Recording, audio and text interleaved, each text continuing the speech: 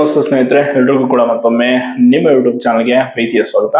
ಬೆಳಗ್ಗೆ ನಾನೊಂದು ವಿಡಿಯೋವನ್ನ ಹಾಕಿದ್ದೆ. ಸೊ ಅದರಲ್ಲಿ ಕಂಪ್ಲೀಟ್ ಆಗಿ ಈ ಒಂದು 56% ರಿಸರ್ವೇಶನ್ ಕೇಸ್ ರಿಲೇಟೆಡ್ ಏನೆಲ್ಲ ಒಂದು ಬೆಳವಣಿಗೆಗಳು ಆಗಿದೆ ಅನ್ನೋದ್ರ ಬಗ್ಗೆ ತಿಳಿಸಿದ್ದೆ. ಅದಕ್ಕೆ ಸಂಬಂಧಪಟ್ಟಾಗ ಒಂದಿಷ್ಟು ಪ್ರಶ್ನೆಗಳನ್ನ ಕೂಡ ನೀವು ಕೇಳಿದ್ರಿ. ಮೊದಲನೇದಾಗಿ ಈ 56% ಮೀಸಲಾತಿ ಅಂದ್ರೆ ಈ ಹಿಂದೆ ಏನು ಬಿಜೆಪಿ ಸರ್ಕಾರ 2023ರಲ್ಲಿ SC/ST ಮೀಸಲಾತಿಯನ್ನು ಹೆಚ್ಚಳ ಮಾಡಿತ್ತು, ಆಗ ಒಂದು ಕಾಯ್ದೆಯನ್ನ ಮಾಡಿರ್ತಾರೆ. ಸೊ ಆ ಕಾಯ್ದೆ ಅನುಸಾರವಾಗಿ ಇತ್ತೀಚೆಗೆ ರೆಕ್ರೂಟ್ಮೆಂಟ್ ಆಗಿರ್ಬೋದು, ಬೇರೆ ಬೇರೆ ಎಲ್ಲ ಕೂಡ ನಡೆದಿತ್ತು. ಅದರಲ್ಲಿ ಮುಖ್ಯವಾಗಿ KS ನೋಟಿಫಿಕೇಶನ್ ರಿಲೇಟೆಡ್ ಮಧು BN ಅಂತೇಳಿ ಅವರು ಒಂದು ಪ್ರಕರಣವನ್ನ KIT ಕೇಸ್ ಹಾಕಿರ್ತಾರೆ. ಸೊ ಅದು ಅಲ್ಲಿ KIT ಆದೇಶ ಆಗಿ ಹೈಕೋರ್ಟ್ ಅಲ್ಲಿ ಈಗ ಕೇಸ್ ನಡೀತದೆ. ಅದು ಒಂದು ಕೇಸು ಸಪರೇಟ್.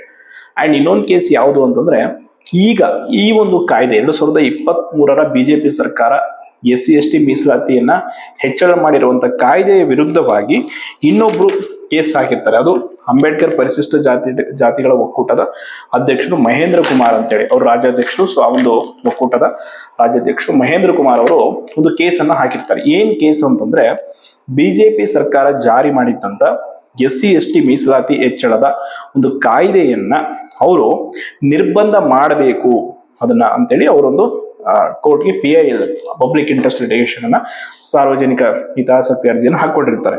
ಸೊ ಇದನ್ನ ಮಾನ್ಯ ಹೈಕೋರ್ಟ್ ವಿಚಾರಣೆ ಮಾಡಿ ಏನ್ ಆದೇಶ, ಈಗ ಮಧ್ಯಂತರ ಆದೇಶ ಏನೀಗ ಓಡಾಡ್ತಾ ಇದೆ ಟೆಲಿಗ್ರಾಮ್ಗಳಲ್ಲಿ, ನ್ಯೂಸ್ಗಳಲ್ಲಿ, ಪತ್ರಿಕೆಯಲ್ಲಿ ಏನ್ ಬಂದಿದೆಯಲ್ಲ ಅದು ಅವರ ಕೇಸ್. ಹಾಗಾಗಿ ಇಲ್ಲಿ 2 ಕೇಸ್. ಈಗಾಗಲೇ 56% ರಿಲೇಟೆಡ್ ನಡೀತಾ ಇರುವಂತ ಮೊದಲನೇ ಪ್ರಕರಣ KS ರಿಲೇಟೆಡ್, ಅಲ್ಲಿ ಒಂದು ಮಧ್ಯಂತರ ಆದೇಶ ಆಗಿದೆ.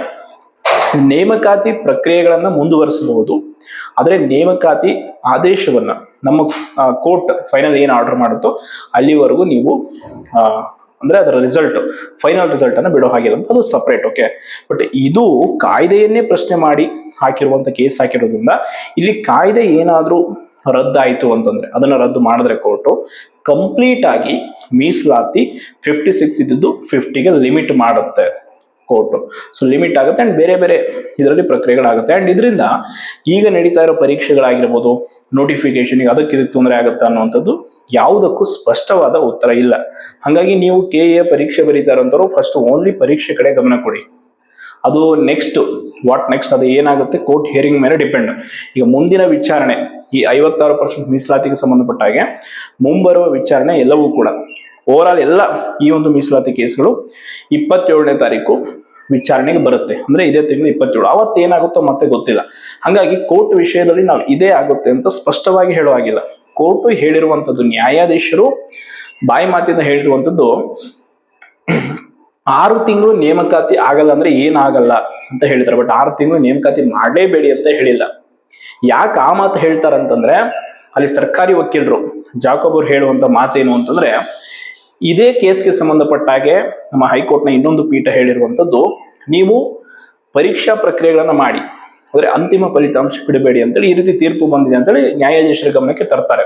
ಬಟ್ ನ್ಯಾಯಾಧೀಶರು ಹೇಳುವಂಥದ್ದು ಅದು ಓಕೆ, ಬಟ್ ಈ ಮೀಸಲಾತಿ ಕಾಯ್ದೆಯನ್ನ ಪ್ರಶ್ನಿಸಿ ಹಾಕಿರುವಂತ ಕೇಸಲ್ಲಿ ನೀವು ಹೆಂಗೆ ಮೀಸಲಾತಿ ಹೆಚ್ಚಳ ಮಾಡುತ್ತಿದ್ದು ಸರ್ಕಾರ, ಇದಕ್ಕೆ ಏನ್ ರೀಸನ್ ಅಂತ ಕೇಳ್ತಾರೆ. ಅವಾಗ ಹೇಳಿರುವಂತದ್ದು, ಇದು ಈ ಹಿಂದೆ ನಾಗಮೋಹನ್ ದಾಸ್ ಅವರ ವರದಿ ಇತ್ತು. ಸೊ ವರದಿ ಅನುಸಾರ SC/ST ಮೀಸಲಾತಿಯನ್ನು ನಾವು ಹೆಚ್ಚಳ ಮಾಡಿದೀವಿ ಅಂತ ಹೇಳ್ತಾರೆ.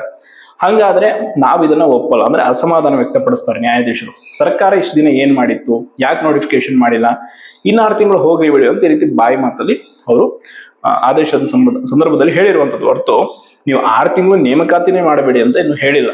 ಅದಕ್ಕೂ ಇದಕ್ಕೂ ಏನೋ ಅಷ್ಟೊಂದು ಲಿಂಕ್ ಇಲ್ಲ. ಬಟ್ ಒಂದಂತೂ ಇಲ್ಲಿ ಸ್ಪಷ್ಟವಾಗಿ ತಪ್ಪು ಎದ್ದು ಕಾಣ್ತಾ ಇರುವಂತದ್ದು, ಈ ಹಿಂದೆ ಬಿಜೆಪಿ ಸರ್ಕಾರ ಮಾಡಿದಂಥದ್ದು ಕೂಡ ಸಂವಿಧಾನಬದ್ಧವಾಗಿರಲಿಲ್ಲ ಅಂಡ್ ಕಾನೂನಾತ್ಮಕವಾಗಿರಲಿಲ್ಲ. ಅದನ್ನ ಈ ಸರ್ಕಾರ ಕೂಡ ಮುಂದುವರ್ಸ್ಕೊಂಡು ಹೋಗಿದ್ದು ಇನ್ನೊಂದು ಮಹಾ ತಪ್ಪು. ಅಂಡ್ ಎಲ್ಲದಕ್ಕಿಂತ ಮುಖ್ಯವಾಗಿ ಇಲ್ಲಿ ನಮಗೆ ಬರ್ತಾ ಇರುವಂತ ಒಂದು ಸಾಮಾನ್ಯ ಸಂದೇಹ ಏನು ಅಂತಂದ್ರೆ, ಬಿಜೆಪಿಯವರು ಈ ಮೀಸಲಾತಿ ಹೆಚ್ಚಳ ಮಾಡಿದಂತ ಸಂದರ್ಭದಲ್ಲಿ ಅವ್ರು ಯಾಕೆ ಇದನ್ನ ಕಾನೂನುಬದ್ಧಗೊಳಿಸಲಿಲ್ಲ, ಅಂಡ್ ಈಗಿರುವ ಸರ್ಕಾರ ಒಳ ಮೀಸಲಾತಿಯನ್ನ ಜಾರಿ ಮಾಡುವುದಕ್ಕೆ ಹೊರಟಿರೋ ಸಂದರ್ಭದಲ್ಲಿ ಯಾಕೆ ಈ ಕೇಸು ಮುನ್ನೆಲೆಗೆ ಬಂತು ಅಂದ್ರೆ, ಇಲ್ಲಿ ಇವರಿಬ್ರು ಸೇರಿ ಈ ರಾಜಕೀಯ ಪಕ್ಷಗಳ ತಮ್ಮ ವೈಯಕ್ತಿಕ ಪ್ರತಿಷ್ಠೆಯ ಕಚ್ಚಾಟದಲ್ಲಿ ರಾಜ್ಯದ ಯುವ ಜನತೆಯ ಭವಿಷ್ಯವನ್ನ ಬಲಿ ಕೊಡ್ತಾ ಇರುವಂತದ್ದು ಸ್ಪಷ್ಟವಾಗಿ ನಮ್ಗೆ ಕಂಡು ಬರ್ತಾ ಇರೋದು. ಹೆಂಗೆ ಅಂತಂದ್ರೆ, ಈ ಕಡೆ ಬಿಜೆಪಿ ಅವರಿಗೆ ಒಳ ಮೀಸಲಾತಿ ಮಾಡ್ತಾ ಇರೋದಕ್ಕೆ ಏನಾದ್ರು ಅವ್ರಿಗೆ ಒಳಗಡೆ ಏನಾದ್ರು ಸಂಕಟ ಇರ್ಬೋದು. ಆ ಸಂಕಟವನ್ನ ನಿವಾರಣೆ ಮಾಡ್ಕೊಳ್ಳೋದಕ್ಕೆ ಈ ರೀತಿ ಕೇಸ್ ಹಾಕಿ ಆ ಕೇಸ್ ಮೂಲಕ ಈ ಕಾಯ್ದೆಗೆ ಅಂದ್ರೆ ಮೀನ್ಸ್ ಒಳ ಮೀಸಲಾತಿಯ ಅನುಷ್ಠಾನಕ್ಕೆ ತಡೆಯನ್ನ ನೀಡಬೇಕು ಅನ್ನೋಂಥದ್ದು ಅವ್ರ ಉದ್ದೇಶ ಇದೆಯೋ ಅಥವಾ ಸರ್ಕಾರಕ್ಕೆ ನೇಮಕಾತಿಗಳನ್ನು ಮಾಡೋ ಹಿತಾಸಕ್ತಿ ಇಲ್ಲದೆ ಇವರೇ ಸ್ವತಃ ಇದನ್ನು ಕ್ವಶನ್ ಮಾಡಿಸ್ತಾ ಇದ್ರು ಅನ್ನೋ ರೀತಿ ನಮಗೆ ಒಂದು ಡೌಟ್ ಬರೋ ರೀತಿ ಇವರು ಡೌಟ್ ಕ್ರಿಯೇಟ್ ಮಾಡ್ತಾ ಇದ್ದಾರೆ. ಸೊ ಹಂಗೆ ಮಾಡಿದ್ದೆ ಆದ್ರೆ ಎರಡೂ ಪಕ್ಷಗಳಿಗೂ ಕೂಡ ರಾಜ್ಯದ ಯುವ ಜನತೆ ಈಗಾಗಲೇ ಬಿಜೆಪಿಗೆ ಕಲಿಸಿರೋ ಪಾಠ ಕಾಂಗ್ರೆಸ್ಗೂ ಕಲಿಸ್ತಾರೆ, ಅದರ ಡೌಟ್ ಇಲ್ಲ. ಇವರಿವರ ನಡುವಿನ ಸ್ವಪ್ರತಿಷ್ಠೆ ಒಳಗಿನ ಗುದ್ದಾಟಗಳಿಗೆ ಇಲ್ಲಿ ಹಾಳಾಗ್ತಾ ಇರುವಂಥದ್ದು ಅಮಾಯಕ ಬಡ ಪ್ರಾಮಾಣಿಕವಾಗಿ ಓದ್ತಾ ಇರುವಂತ ಅದೆಷ್ಟೋ ಲಕ್ಷಾಂತರ ಜನ ಆಸ್ಪಿರೆಂಟ್ಸ್ಗಳ ಭವಿಷ್ಯ, ಸಮಯ, ಹಣ ಇವೆಲ್ಲದರ ನಡುವೆ ಈಗ ಕೋರ್ಟ್ ನೀಡಿರುವಂತ ಮಧ್ಯಂತರ ಆದೇಶಕ್ಕೆ ಸಂಬಂಧಪಟ್ಟ ಹಾಗೆ ಗೊಂದಲಗಳು ಏನೂ ಬೇಡ. ಸ್ಪಷ್ಟವಾಗಿ, ಅತಿ ಸ್ಪಷ್ಟವಾಗಿ ಈ ವಿಡಿಯೋದಲ್ಲಿ ನಾನು ಎಲ್ಲವನ್ನೂ ನಿಮ್ಗೆ ತಿಳಿಸಿದ್ದೀನಿ. ಇದನ್ನು ಕರೆಕ್ಟಾಗಿ ತಿಳ್ಕೊಂಡ್ರಿ ಅಂತಂದ್ರೆ ಯಾವ ಗೊಂದಲ ಕೂಡ ಇರಲ್ಲ. ಅಂಡ್ KEA ಪರೀಕ್ಷೆದು ದಿನಾಂಕ ಕೂಡ ಈಗ ಅನೌನ್ಸ್ ಆಗಿದೆ. ಸೊ ನಿಮ್ಮ ಪ್ರಿಪರೇಷನ್ ಮಾಡಿ, ನಿಮ್ಮ ಕೈಯಲ್ಲಿ ಇರುವಂತದ್ದು ಏನಿದೆ ಅದನ್ನ ಮಾಡಿ. ನಿಮ್ಮ ವ್ಯಾಪ್ತಿ ಪ್ರದೇಶ ಅಂದ್ರೆ ಈ ಎಲ್ಲ ಕೇಸು, ಕೋರ್ಟ್ ಕೇಸ್ ಇವೆಲ್ಲ ನಿಮ್ಮನ್ನ ಬಿಟ್ಟು ಹೊರಗಿರುವಂತ ವಿಷಯಗಳು, ಅದ್ಯಾವುದು ನಮ್ಮ ಕೈಯಲ್ಲಿಲ್ಲ. ಅಂಡ್ ಜಡ್ಜ್ಮೆಂಟ್ ಏನಾದರೂ ಬರ್ಬೋದು, ನಾಳೆ ಆರ್ಗ್ಯುಮೆಂಟ್ಸ್ ಏನಾದರೂ ಆಗ್ಬೋದು. ಹಾಗಾಗಿ ನೀವು ನಿಮ್ಮ ಪ್ರಿಪರೇಷನ್ ಮಾಡಿ, ನಿಮ್ಮ ಗಮನ ಕೊಡಿ ಅಷ್ಟೇ. ಸರ್ಕಾರ ಅದು ಮಾಡುತ್ತೆ, ಇದು ಮಾಡುತ್ತೆ, ಹಂಗೆ ದಿನಕ್ಕೊಂದು ಪತ್ರಿಕೆ ಸ್ಟೇಟ್ಮೆಂಟ್, ದಿನಕ್ಕೊಂದು ಆದೇಶಗಳು ಬರ್ತಾ ಇರುತ್ತೆ. ಅದು ಯಾವುದಕ್ಕೂ ತಲೆ ಕೊಡಬೇಡಿ. ಅಂಡ್ ಅದೆಲ್ಲದನ್ನ ತಲೆ ಕೆಡಿಸ್ಕೊಂಡು ಕೂತ್ಕೊಂಡ್ರೆ ಸರಿಯಾದ ರೀತಿಯಲ್ಲಿ ಪ್ರಿಪರೇಷನ್ ಮಾಡ್ಕೊಳ್ಳೋದಕ್ಕಾಗಲ್ಲ. ನೋಡೋಣ, ಅದಕ್ಕೆ ಸರ್ಕಾರ ಈಗ ಮೀಸಲಾತಿ ಹೆಚ್ಚಳ ಮಾಡ್ಬೇಕಂದ್ರೆ ಅವ್ರಿಗೂ ಕೂಡ ಇಷ್ಟು ಐಡಿಯಾಸ್ ಇರುತ್ತೆ ಏನು ಮಾಡಬೇಕು ಅಂತ. ಅವ್ರು ಮಾಡ್ತಾರೋ ಬಿಡ್ತಾರೋ ಅನ್ನೋದು ಅವ್ರಿಗೆ ಬಿಟ್ಟಿದ್ದು. ಒಟ್ಟಾರೆ ಈ ಕೇಸ್ ರಿಲೇಟೆಡ್ ಇಷ್ಟು ಮಾಹಿತಿಯನ್ನು ತಿಳಿಸಿದ್ದೀನಿ. ಧನ್ಯವಾದಗಳು.